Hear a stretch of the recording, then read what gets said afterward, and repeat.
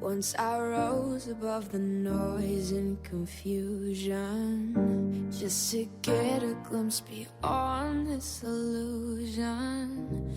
I was soaring ever higher, then I flew too high. You know what I just realized? In all of my previous season reviews, I've never taken the time to graph out the scores of the episodes. Let's do that now.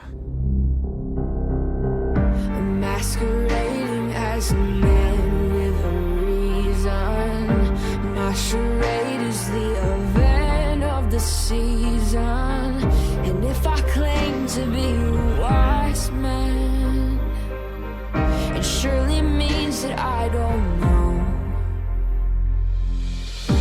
On a stormy sea of moving emotion, tossed about, I'm like a ship on the ocean. I set a course when I just looked back and realized I kept saying I would judge the first 2 episodes after the little arc concluded, but I seem not to have done that. I'm going to rank them, especially looking over the season as a whole. Episode 1 was about a 2. And episode 2 was about a 1 shell. This first episode had some potential in it, but the second episode just proved how much of all that potential would go nowhere. And of course, that is my completely scientific, highly accurate data graph of the quality of episodes this season. Interesting to note that the Monsters of the Week tended to have a sizable quality, while the arc episodes tended to dip, unless it involved a funeral. There may be some symbolism in that. But why did everything go wrong? Just imagine for a minute what it would be like to create a television series. Nothing is more intimidating than a blank page. If that's not a common saying, it probably should be, because overcoming the sheer blankness, creating something from scratch, is pretty daunting. You have to bring forth these characters, give the audience a reason to believe in them, to want to watch them. And if it's a fantastical world, you have to establish the rules and let us know where the tension lies in scenes and why. You have to spend years building up a villain that really grabs the audience's attention and sticks in their brains. Yeah, it's pretty scary. In a lot of ways, it's easier for anyone that follows after you. The characters are established, the world building is finished, someone else has built the sandbox and all the toys. Now you get to play with them. You don't have to try and spend any time setting things up. That's all been done for you.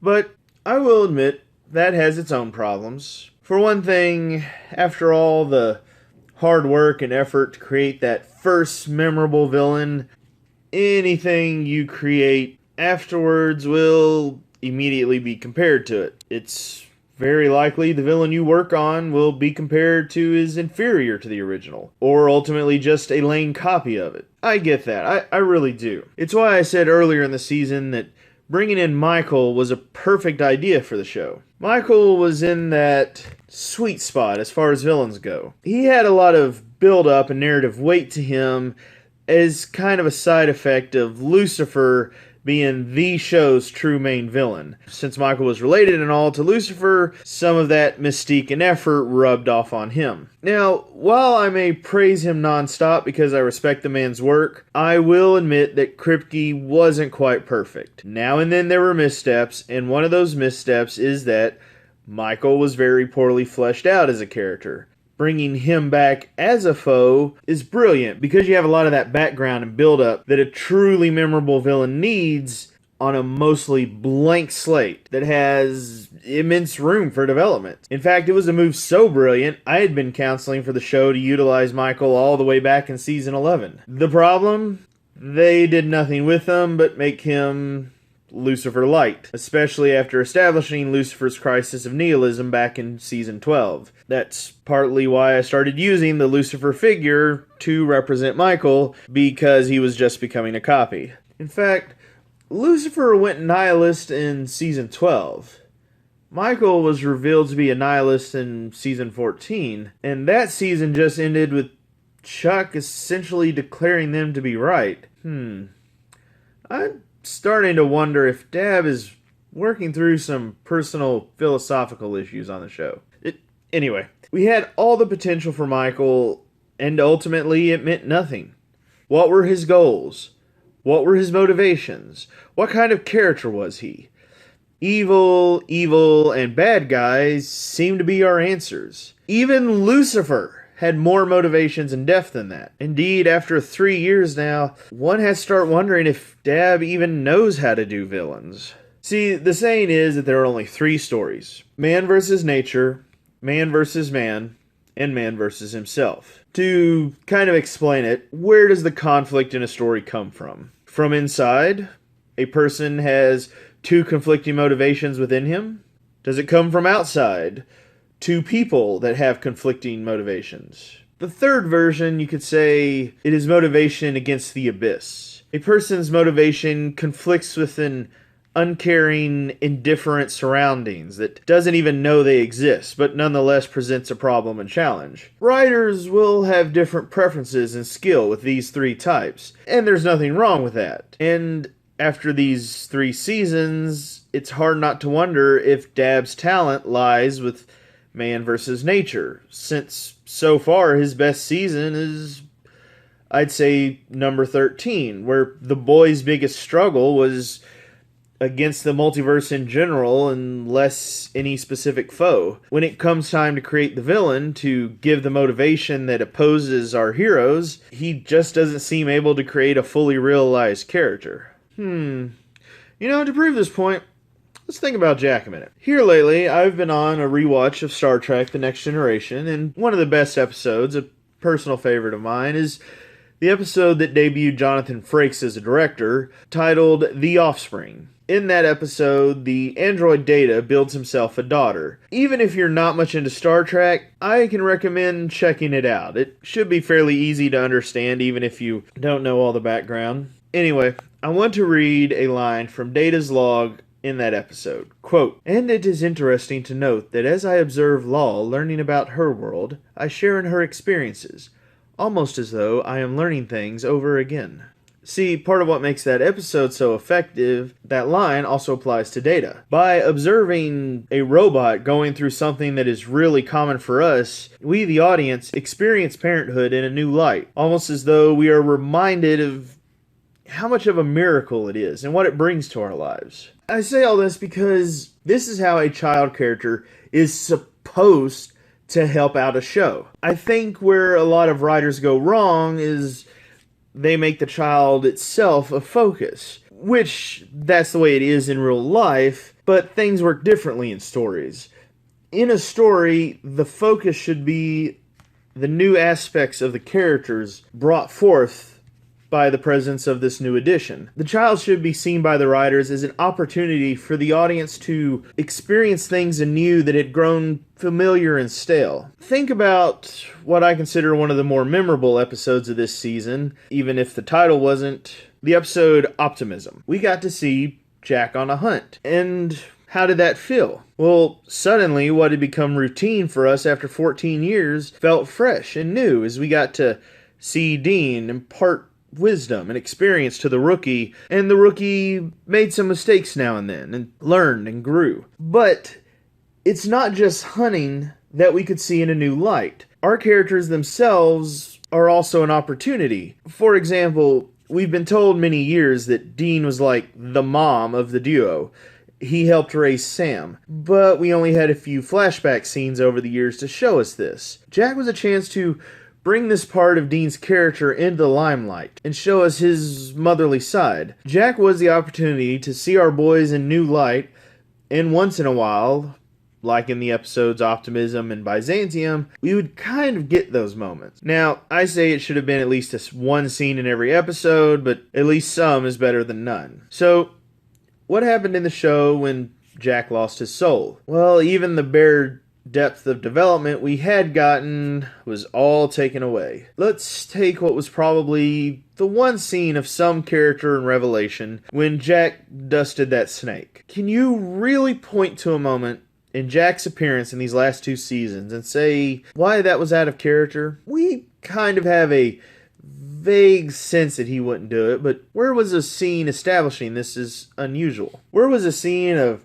Jack begging Dean for a puppy? When did he nearly ruin a hunt because he had a compulsion to go pet any cat he sees? Did the boys ever lose him in a Walmart only to later find him staring in fascination at the fish tanks? It doesn't have to be anything like these instances specifically, but 2 or 3 of these scenes demonstrating that Jack had a love of animals would go a long way toward unsettling the audience far more than just an out-of-the-blue scene of reptile cruelty. Heck, what if Jack had a fondness for reptiles because they sort of have an unfair reputation because of the association with his father? They could be like a kindred spirit to him in a way. What about when Jack killed Mary? Think a minute. Why did he do that? Sure, it was an accident, but at the time he was having a headache. He couldn't concentrate. Well, what was causing that? What was bothering Jack at that moment to make him lose control? Let's be honest, we don't know for sure. We're never told anything.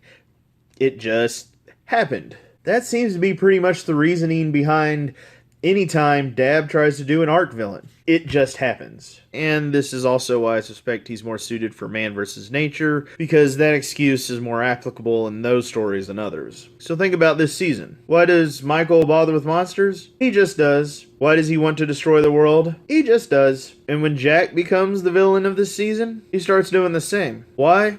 He just does. I find it a real shame because Jack was really helping the show, and I think he could have made it even better had they taken better advantage of it. So, in case you can't tell, the arc this season was a bit of a dud. Possibly a tie with The Darkness as having the highest potential and failing the hardest to reach it. The gaps between what it could be and what it was just was huge. It's still a better arc than Season 9's, which was nonsensical, and Season 10, which was just non-existent, but it's still one of the worst ones. The secondary arc of Nick's hunt for his family's killer, I've said my piece in an earlier video, and at the end of the season, nothing changed my opinion. To sum up, it ruined a character that had a real note of tragedy and thought to him. What makes it annoying is that his being alive in the first place was questionable canon-wise, and the realization that the screen time spent on him could have been spent in more productive ways, like additional Jack time, or exploring Michael's character. That just makes it worse. The strongest arc episodes of the season ended up being the ones revolving around funerals, Jack's and Mary's. After that, the next good one was Ouroboros, which managed to be unique as an arc episode and Monster of the Week stitched together. By far the standouts of this season, though, were the Monsters of the Week, which maintained a general quality with Lebanon leading the way. Honorable mentions after that would be Mint Conditions for its classic supernatural meta fun, and Peace of Mind for its examination of Sam's character, though it had a bit of arc stuck into it too. Almost anything else I would describe this season as undercooked. Sam seemed to be coming into his own as a leader, only for all of his troops to die.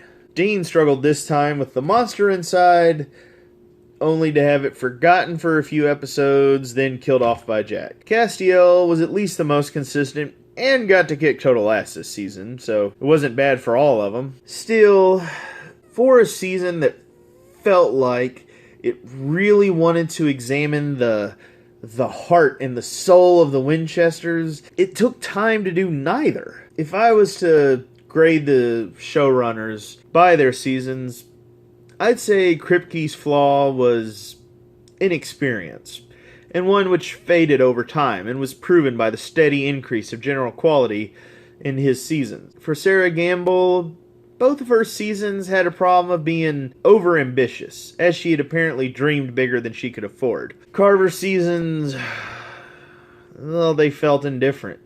Season 8 and 11 were his best because they had a solid framework with which to build the show around, while 9 and 10 were just hot messes. Dab always seems to have consistently a great idea and then fail to follow through on it. I will say I do appreciate that each season so far he's tried a different idea instead of just doing the same one over and over and over, although some parts of this season felt like a rehash of parts of season 12. But each time it feels like the efforts never went past the rough draft. Even the best ideas, well, they need polish. They need to be refined. Sure, Nick searching for his family's killer may sound good, but once you lay it all out, you realize it doesn't go anywhere. And whatever purpose you get out of it could be better used elsewhere. So far,